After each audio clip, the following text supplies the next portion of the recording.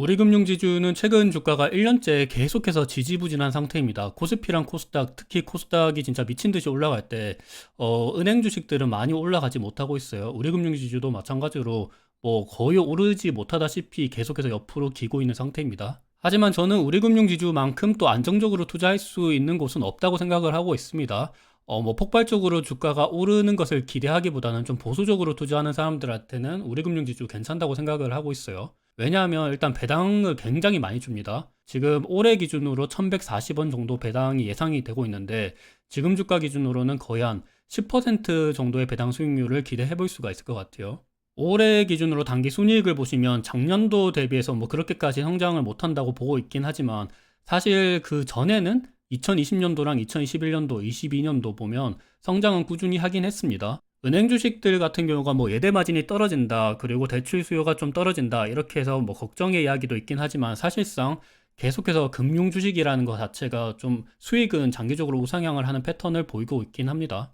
올해는 경기 침체, 그리고 대출 수요가 좀 줄어들어서 수익이 많이 오르진 않지만 그래도 배당이 10% 정도 준다 그러면 확실히 투자해볼 만한 가치는 있다고 생각을 하고 있어요. 그리고 또 하나 은행 주식들을 우리가 좀 기대해 볼 수 있는 게 최근에 가계대출이 돌아서고 있는 모습을 보이고 있습니다. 여기 보시면 가계대출이 마이너스까지 굉장히 많이 떨어졌다가 최근 들어서는 다시금 이렇게 반등을 하는 모습을 보이고 있어요. 물론 아직까지는 거의 마이너스 영역에 들어가 있는 상태이긴 하지만 그래도 이렇게 반등을 하고 있다는 게 좀 긍정적으로 볼 수 있을 것 같습니다. 근데 중요한 거는 기업 대출은 계속해서 떨어지고 있는 상태예요. 조금 더 세부적으로 보면 가계대출이 떨어지고 있다가 다시금 반등을 하고 있는데 주택 관련 가계대출이 좀 좋은 흐름을 보이고 있습니다. 가계 일반 대출 같은 경우는 대출 잔액이 247조인데 마이너스 9% 전년 대비해서 떨어졌는데 주택 관련돼서는 좀 좋은 흐름을 보이고 있죠. 3.3% 전년 대비해서 증가했습니다. 하지만 기업 대출은 아직까지 좀 계속해서 지지부진한 모습을 보이고 있어서 그래도 좀 토탈적으로 봤을 때 가계 대출만이라도 이렇게 오르면 은행 주식들을 우리가 또 관심 있게 쳐다볼 수가 있을 것 같아요. 일단 주택 대출이 이렇게 오르는 대표적인 이유가 수도권 중심으로 아파트 가격이 다시 반등을 하고 있습니다. 이거는 전국 중심 아파트 가격 지수이다 보니까 이렇게 좀 많이 오르지 못하는 모습을 보이고 있는데 지방 같은 경우는 아직 미분양이 일어나고 있고 아파트 가격이 많이 오르고 있지 않은데 수도권, 서울이랑 경기도, 인천 이런 쪽으로는 아파트 가격이 다시 오르고 있습니다. 그리고 부동산이 진짜 이제 바닥인가 라고 생각이 들 만큼 거래량도 다시금 이렇게 좀 많이 오르고 있는 상태예요. 그래서 조금 최근 들어서 아파트를 직접적으로 매매하기 위해서 부동산 담보대출을 하려고 하는 움직임도 많이 보이고 있습니다. 이렇게 대출 수요가 늘어나면 당연히 은행들은 이쪽으로 수익을 얻을 수 있기 때문에 긍정적으로 살펴볼 수 있을 것 같아요. 그래서 이 점도 우리가 좀 눈여겨보면 될 것 같고, 하지만 절대적인 기준으로 봤을 때 총 대출이 좀 작년도랑 재작년도 비교해서는 많이 지지부진한 모습을 보이고 있습니다. 작년도 비교해서도 좀 많이 안 좋은 모습을 보이고 있고 2020년도는 진짜 그때 코로나 때문에 유동성이 많이 풀리다 보니까 총 대출 수요가 좀 많았습니다. 21년도도 괜찮았고 지금은 2019년, 18년, 2022년 작년도 대비해서도 많이 안 좋은 모습을 보이고 있어요. 그래도 좀 최근 들어서 가계대출 위주로 좀 회복을 하고 있다라는 점을 우리가 좀 눈여겨보면 좋을 것 같습니다. 그리고 또 다르게 좀 중요시 봐야 될 게 최근 들어서 미국 은행의 실적이 나왔는데 좀 상대적으로 괜찮게 나왔습니다. 생각보다 좀 잘 나왔고 컨센서스보다도 확실히 잘 나온 모습을 보였습니다. JP모간 같은 경우는 퍼스트 리퍼블릭 은행인가 인수를 했었죠. 그러면서 좀 실적이 굉장히 좀 추가적으로 연결이익에 잡히다 보니까 잘 나왔었고 다른 은행 주식들도 괜찮은 모습을 보였습니다. 그래서 미국 은행들의 실적이 잘 나오면 우리나라 은행들에 대해서도 좀 기대감을 가져볼 수도 있을 것 같고 미국 은행들의 실적을 좀 세부적으로 살펴보면 JP모건, 뱅크 오브 아메리카, 시티은행, 웰스파고 전체적으로 합쳐보면 전년 동기 대비해서 32% 합산손익이 증가를 했다고 합니다. 경기 침체 속에서도 전년도 대비해서 이렇게 실적이 증가했다라는 것을 보면 우리나라 은행들도 그렇게까지 나쁘지 않다라고 살펴볼 수 있을 것 같아요.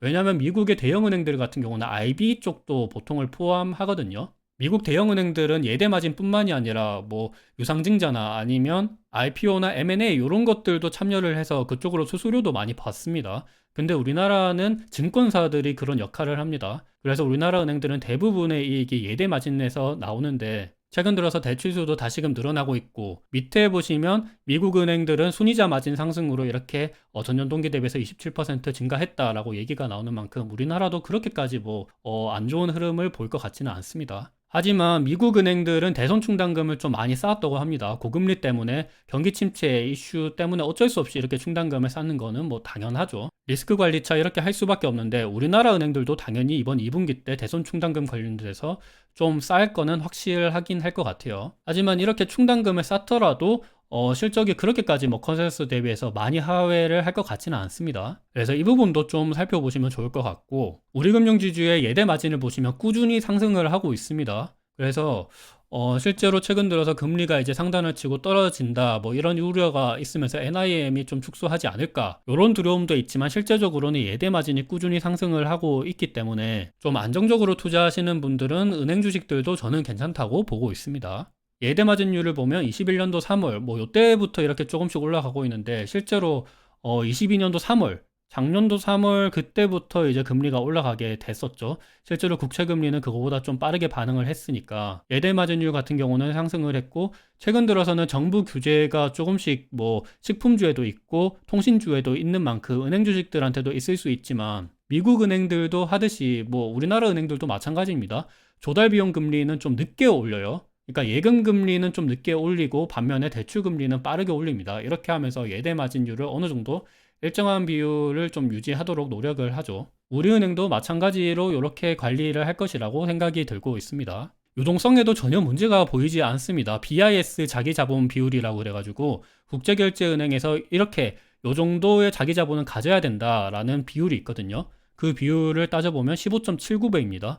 이 정도면 진짜 괜찮다라고 보시면 될 것 같아요. 진짜 안정적이라고 생각이 들고 있습니다. 고정이하 여신 비율도 보면 물론 저금리 상태일 때 2021년도 대비해서 이렇게 꾸준히 조금씩 올라와서 올해 1분기 기준으로 0.35배까지 올라오긴 했습니다. 하지만 이 비율 자체도 뭐 다른 저축은행이나 아니면 뭐 캐피탈, 여전사 이런 곳이랑 비교했을 때는 진짜 낮은 편이니까 뭐 그렇게까지 유동성적인 면에서 걱정할 필요는 없을 것 같아요. 물론 우리금융지주는 연결회사로 뭐 우리은행도 들어가긴 하겠지만 그 밑에 캐피탈도 있고 카드사도 있고 저축은행도 있죠. 저축은행은 특히 고정이하 여신 비율이 좀 높은 편이긴 한데 그래도 요 정도도 좀 관리할 수 있는 수준이지 않을까 그렇게 생각이 들고 있습니다. 카드사도 연체율이 조금씩 올라오고 있긴 하지만 그것도 거의 관리 가능한 수준에 있습니다. 그러니까 뭐 그렇게까지 걱정할 필요는 없을 것 같아요. 최근에 새마을금고에서 뱅크런 이슈가 일어나고 SVB 사태에서도 그때 뱅크런 이야기가 나왔는데 우리은행과 같은 시중은행한테 뭐 그런 이슈가 일어날 것 같지는 않아서 그 점도 뭐 그렇게까지 걱정할 필요는 없을 것 같아요. 또한 최근 들어서 대구은행이 시중은행으로 전환한다 이런 이야기가 있는데 지금 우리나라 4대 시중은행의 점유율을 보면 뭐 거의 대동소이합니다. 그렇게까지 뭐 크게 뭐 독보적인 곳은 없다고 보면 되는데, 대구은행이 과연 우리은행의 파일을 일정 부분 크게 가져갈 수 있을까? 이거는 뭐 물론 그럴 수 있지만 그렇게까지 걱정할 필요는 없을 것 같아요. 대구은행이 뭐 전국에 점포가 그렇게 많은 거는 아닙니다. 서울만 하더라도 뭐 그렇게 많은 것은 아니기 때문에 결국에 나중에 점포를 늘리고 이렇게 하면 그게 다 비용이거든요. 오히려 그 점에 있어서 뭐 그렇게까지 걱정할 필요는 없을 것 같고, 오히려 차라리 뭐 더 인터넷 은행이 더 걱정거리인 것 같기는 합니다. 근데 결국에 은행이라는 게 이자랑 수수료로 장사를 하는 건데, 결국에 뭐 본원통화라는 건 점차 늘어날 수밖에 없습니다. 그러면 수익성도 점차 개선이 될 수밖에 없는 구조이고, 요거는 뭐 또 기술력을 논할 수 있는 산업도 아니에요. 함부로 뭐 새롭게 누군가 경쟁자가 쉽게 들어올 수 있는 구조도 아니기 때문에 충분히 이렇게 점포를 늘려놨고 신용을 지금까지 충분히 많이 쌓아놓은 우리은행이 뭐 갑자기 쉽게 망할 것 같지는 않습니다. 어떤 침체 위기가 나타난다 그러면 사람들은 미국 은행을 보더라도 새마을금고나 아니면 저축은행에서 갑자기 시중은행으로 돈을 이체하는 현상이 많이 발생하듯이 지역은행은 위험하더라도 우리은행은 저는 괜찮다고 보고 있습니다. 그러니까 우리금융지주는 최근에 주가가 1년 동안 거의 지지부진한 상태를 보이고 있지만 배당 수익률이 거의 10%대에 달하는 만큼 안정적인 투자를 하시는 분들은 저는 괜찮다고 보고 있습니다. 저도 우리금융지주를 투자를 하고 있고 뭐 큰 수익보다는 좀 보수적으로 운용을 하고 있는 편이에요. 그리고 은행 주식들이 미국의 주주환원 정책을 따라가려고 분기 배당으로 점차 바뀌고 있는 상태이기도 하고, 자사주 매입과 소각을 하려고 하는 움직임도 보이는 만큼 그 점에 있어서도 조금 투자해 볼 만한 가치가 충분히 있다고 생각을 하고 있습니다. 오늘 영상이 많은 도움이 되셨으면 좋을 것 같아요.